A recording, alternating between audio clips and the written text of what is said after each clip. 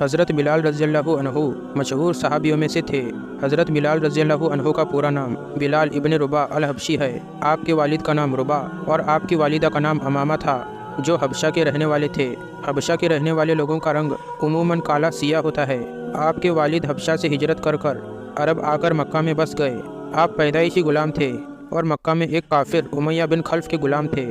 امیہ بن خلف قریش کا نامور سردار تھا، جس کا شمار اسلام کے بدترین دشمنوں میں کیا جاتا تھا۔ حضرت بلال رضی اللہ عنہ نے اللہ تعالیٰ کی وحدانیت کا اقرار اس وقت کیا جب اسلام کا آغاز تھا، اور مشرکان مکہ جو بھی اسلام قبول کیا کرتے تھے ان کی زندگی کو مشکل بنا دیتے تھے۔ کسی غلام کا اسلام قبول کرنا انہیں کسی بھی حال گوارا نہ تھا۔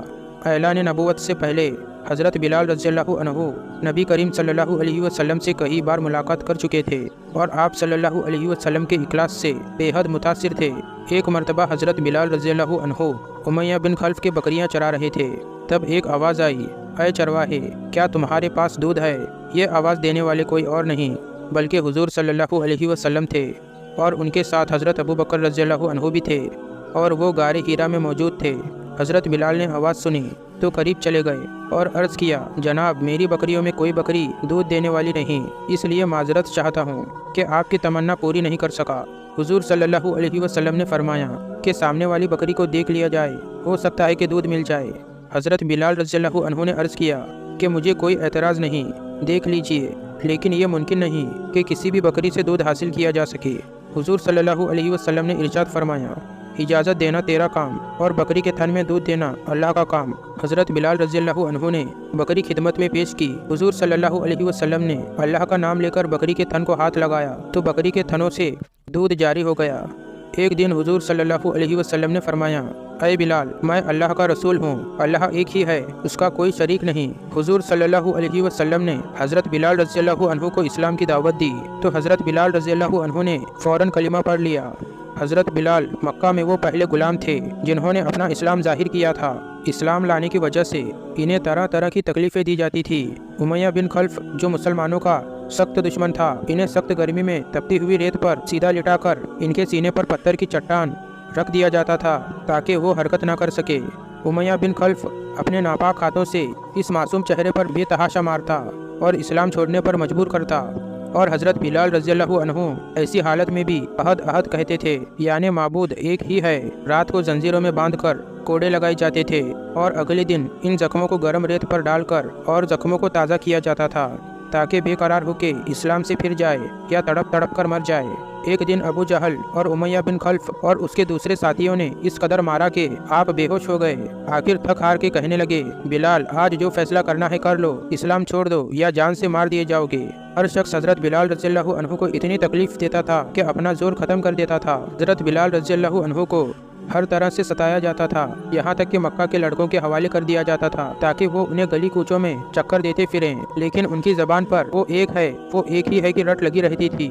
حضرت ابو بکر صدیق رضی اللہ عنہ روزانہ آتے جاتے وقت یہ تکلیف دہ منظر دیکھتے تھے اور اکثر یہ سوچا کرتے تھے کہ کس طرح سے بلال کو ان ظالموں سے چھڑایا جائے۔ ایک دن حضرت ابو بکر رضی اللہ عنہ نے امیہ بن خلف سے کہا کہ کب تک اس مظلوم پر ظلم کرتے رہو گے؟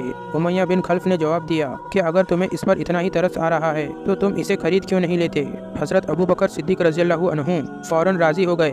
حضرت ابو بکر رضی اللہ عنہ نے حضرت بلال رضی اللہ عنہ کو خرید کر آزاد کر دیا۔ حضرت بلال رضی اللہ عنہ حضور صلی اللہ علیہ وسلم کے دربار میں مؤذن بنے اور مسجد نبوی میں اذان دیتے رہے۔ جب آقائے دو جہاں حضور صلی اللہ علیہ وسلم کا وصال ہوا تو حضرت بلال رضی اللہ عنہ نے شہر مدینہ چھوڑنے کا ارادہ کر لیا۔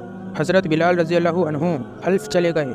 6 ماہ بعد خواب میں حضور صلی اللہ علیہ وسلم کی زیارت نصیب ہوئی۔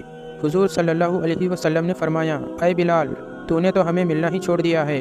حضرت بلال رضی اللہ عنہ خواب سے بیدار ہوتے ہی اونٹ پر سوار ہو کر لبیک یا سیدی یا رسول اللہ کہتے ہوئے مدینہ منورہ کی طرف روانہ ہوئے۔ جب حضرت بلال رضی اللہ عنہ مدینہ منورہ میں داخل ہوئے تو سب سے پہلے مسجد نبوی میں پہنچ کر آپ صلی اللہ علیہ وسلم کو ڈھونڈنا شروع کر دیا۔ کبھی مسجد نبوی میں تلاش کرتے تو کبھی حجرے میں۔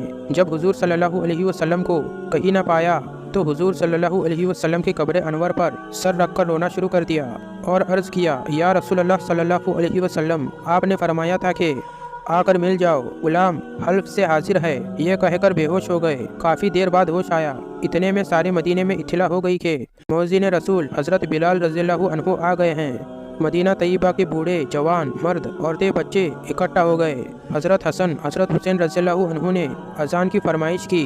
हज़रत हसन और हज़रत हुसैन रज़ियल्लाहु अन्हु की फरमाइश ऐसी नहीं थी कि इनकार की गुंजाइश हो। अजान कहना शुरू कर दी। मदीने में हुजूर सल्लल्लाहु अलैहि वसल्लम के ज़माने की अजान कानों में पड़कर कोहराम मच गया। अहले मदीना सिसकियाँ ले लेकर रोने लगे। हत्ता के पर्दा नशीन ख़वातीन भी घरों से बाहर निकल आई। सभी ये तसव्वुर करने लगे जैसे रसूलुल्लाह सल्लल्लाहु अलैहि वसल्लम दोबारा तशरीफ़ ले आए हैं। हज़रत बिलाल रज़ियल्लाहु अन्हु चंद रोज़ क़याम के बाद वापस हो गए और 60 हिजरी के करीब दमिश्क में आपका विसाल हुआ।